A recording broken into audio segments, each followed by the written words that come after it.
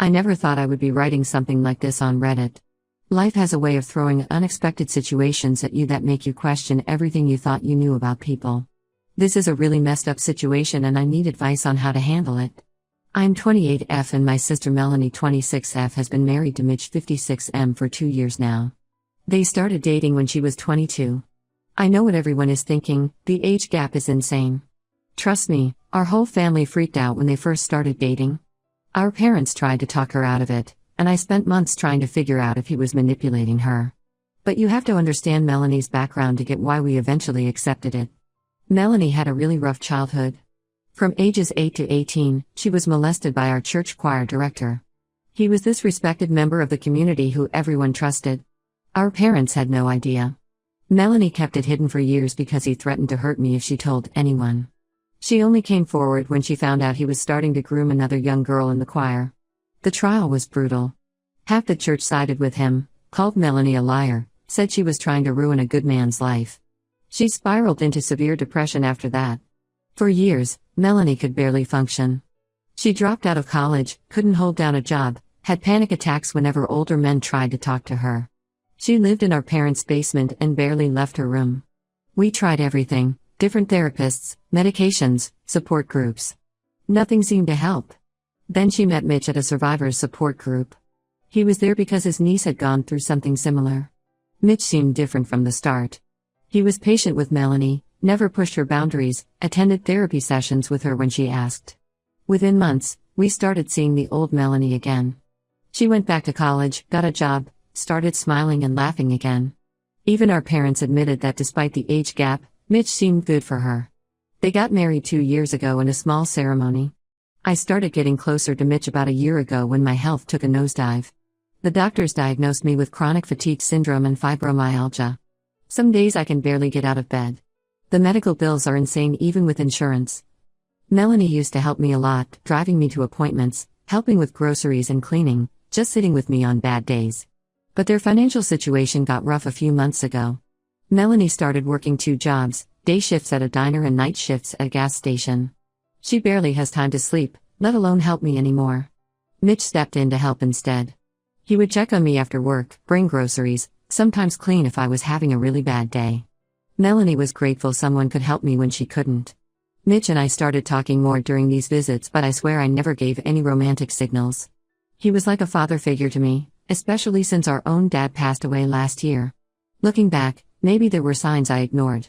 Mitch would sometimes make comments about how mature I was for my age, how I reminded him of Melanie when she was younger. He started sending texts with heart emojis and kissy faces, but I told myself he was just old and didn't understand what they meant. Melanie had mentioned they were having marriage problems, but I tried not to get involved. Everything changed last week. Someone in my apartment complex posted about having extra cat food to give away. I knew Melanie and Mitch were struggling with money and had 2 cats, so I texted Mitch about it. He came to pick it up the day before his birthday. We talked for about an hour, mostly about Melanie and how exhausted she's been lately. After he left, he sent these texts. Mitch, really appreciate you thinking of us with the cat food. Always nice talking to you, heart, me, no problem. Happy to help you guys out, smiley face, Mitch, you guys? Smiley face, just you and me talking here Mitch, ever had a birthday wish that you knew you shouldn't ask for but wanted so bad you had to try? Me, what do you mean? Mitch, never mind, forget I asked. I felt physically sick reading those messages. Last month, Melanie confided in me that she and Mitch weren't having sex anymore. She said intimacy was still hard for her because of her trauma, and sex just wasn't something she could handle right now. Mitch's birthday wish text seemed pretty obvious in that context. I've been going crazy trying to decide what to do. Melanie is in such a vulnerable place right now. She's completely financially dependent on Mitch. She had to drop out of college again to work these 2 jobs. She works 16-hour days, has been fighting a bad cold for weeks, and doesn't have any close friends besides me. Finding out her husband is trying to hook up with her sister could destroy all the progress she's made. Mitch has been good to both of us until now. He helped Melanie recover from her trauma, supported her going back to school, and has been helping me with my health issues. When our dad died last year, Mitch handled all the funeral arrangements because Melanie and I were too devastated to function. Maybe he's just sexually frustrated since Melanie stopped being intimate? He's pretty introverted and doesn't interact with many women besides us. Still, trying to hook up with your wife's sister who you've been helping while she's sick is beyond messed up. I'm terrified about how Melanie might react if I tell her. I've read so many stories about people blaming the messenger when they find out about cheating. With my health issues, I really can't afford to lose their support right now. I can barely work part-time and might end up homeless in a few months if things don't improve. My other friends all live hours away, and I haven't had the energy to build a local support network due to being sick. What should I do? Tell Melanie and potentially blow up her marriage and support system? Confront Mitch directly? Or just try to distance myself while maintaining the relationship? I feel sick every time I think about those texts. Melanie finally seemed happy and stable, and now I'm holding information that could ruin everything she's built. I can't eat or sleep properly knowing what Mitch did, but I'm also terrified of making the wrong choice and hurting my sister even more. Update 1 first, I want to thank everyone who commented on my original post. I read every comment and spent days thinking about what to do. Most people suggested confronting Mitch first before telling Melanie, saying it would give me a chance to gauge his reaction and maybe get proof of his intentions. That turned out to be the biggest mistake I could have made. I texted Mitch last Wednesday asking if we could talk somewhere public. He suggested meeting at this coffee shop downtown where Melanie used to work, which felt weird but I agreed. I got there early and picked a table near the front where other people could see us. I was so nervous I could barely hold my coffee cup without shaking. Mitch showed up looking completely normal, like he hadn't just tried to hit on his wife's sister 2 weeks ago. He even brought me a muffin, saying he remembered they were my favorite when Melanie worked there. I felt sick watching him act all caring and fatherly while knowing what he'd done. I pulled out my phone and showed him screenshots of his texts. I told him they made me uncomfortable and asked what he meant by that birthday wish comment. His reaction was not what I expected at all. Mitch started crying. Not just a few tears, but full-on sobbing in the middle of the coffee shop. People were staring at us. He kept saying he was so sorry, that he'd been carrying this guilt for weeks. Then he just broke down and started telling me everything. He admitted he was attracted to me. Said it started when he began helping me with my health issues. He saw how strong I was dealing with my illness, how mature I was compared to Melanie. He actually said that, compared me to his wife, my sister, who he knows was sexually abused for years. It made me want to throw up.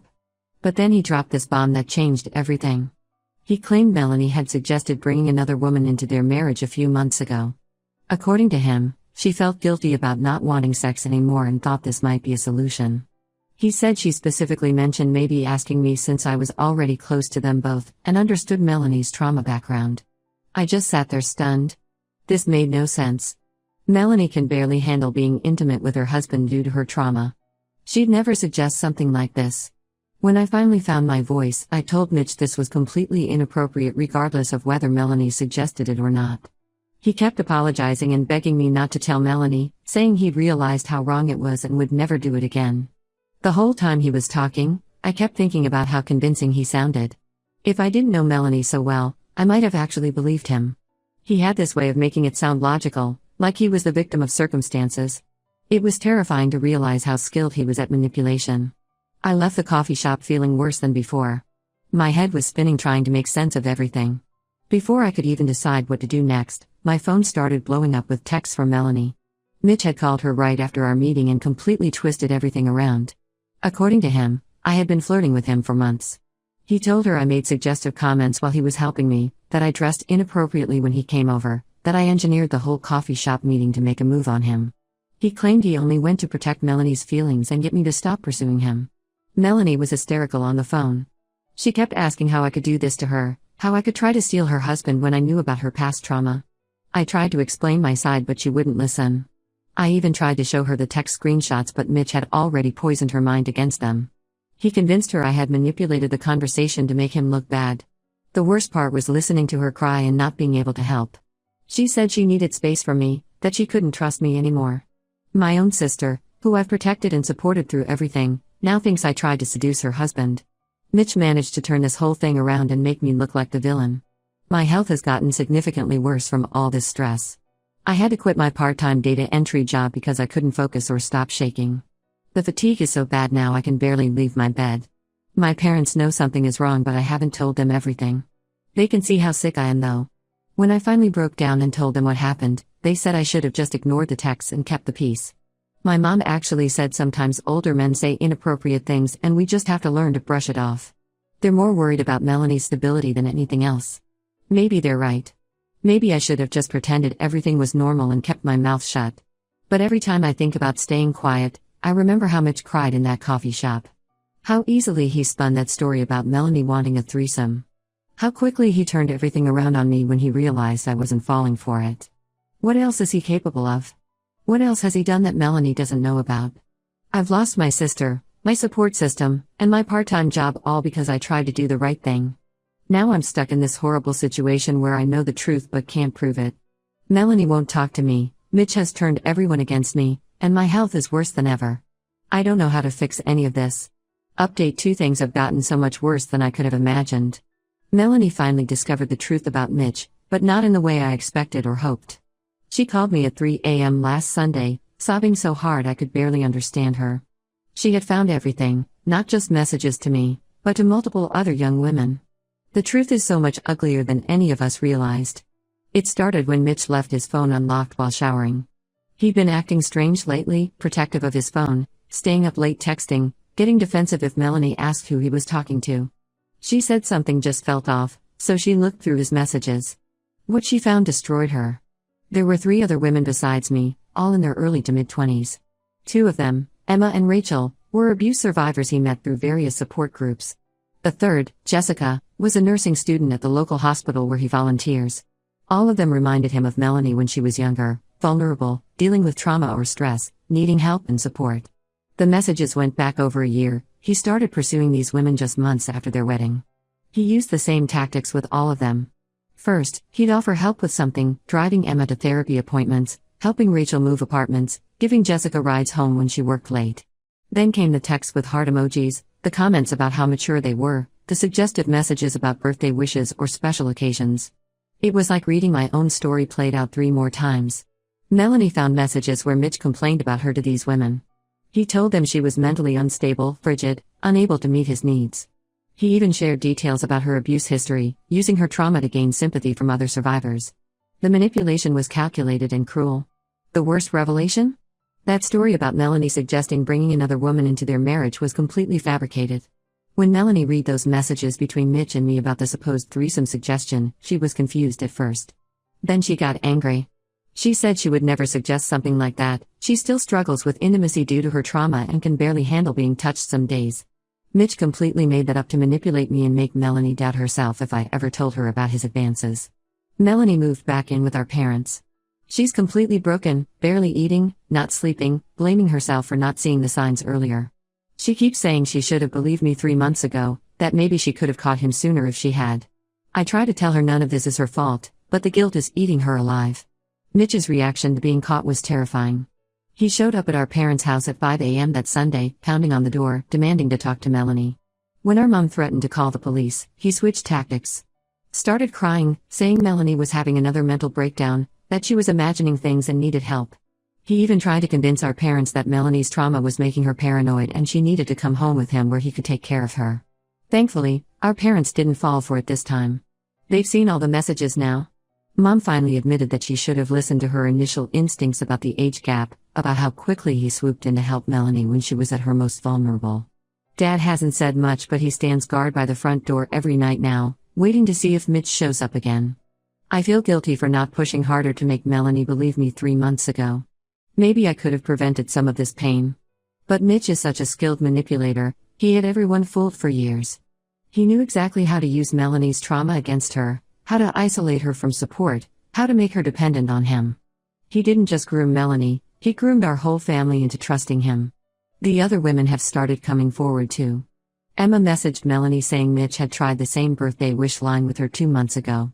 Rachel admitted he'd been pushing boundaries for months, offering to help her process her trauma in private sessions. Jessica blocked him after he showed up at her workplace uninvited. Each story makes me feel sicker, knowing how many lives he's tried to destroy. We're trying to support Melanie as best we can while she processes all this. She's looking for a lawyer, but it's hard with her working 2 jobs. Mitch keeps trying to contact her through mutual friends, playing the devoted husband worried about his unstable wife. Some people believe him, which just shows how good he is at manipulation. But at least the truth is finally out. Update 3: Melanie finally filed for divorce last month. It's been a hell of a journey getting here, but she's doing better than any of us expected. She moved in with me since I needed help with rent anyway, and honestly, it's been good for both of us. We've gone completely no contact with Mitch, though he still tries to reach us through fake social media accounts and mutual friends. The biggest revelation came when Mitch's first wife contacted Melanie. Turns out this wasn't his first time targeting vulnerable young women. His ex-wife Linda reached out after hearing about the divorce through mutual church friends. She left him 20 years ago for similar reasons. He had a pattern of pursuing much younger women with trauma backgrounds because they were easier to manipulate. Linda was only 24 when she married him, also after experiencing trauma. He used the same tactics back then, being the supportive older man who understood their pain, then slowly pushing boundaries until they were trapped.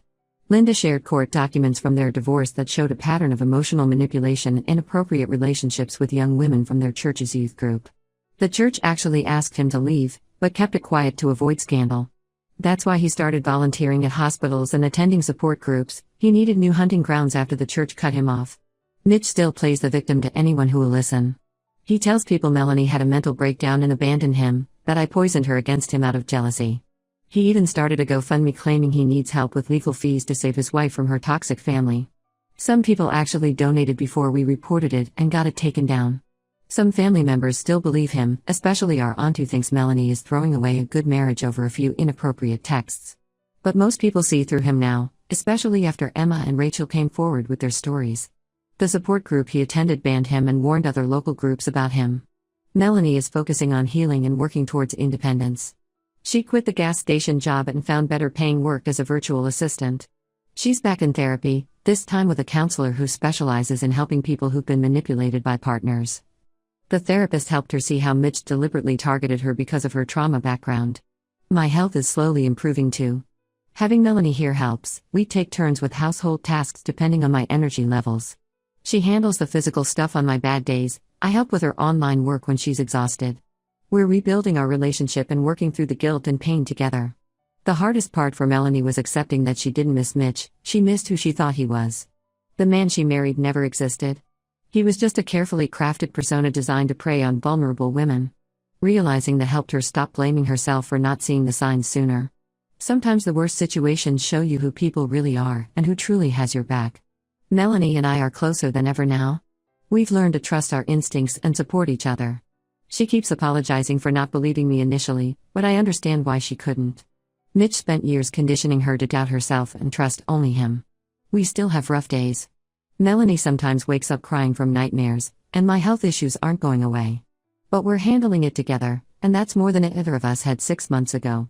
Mitch took advantage of both our vulnerabilities, but he underestimated how strong we could be together.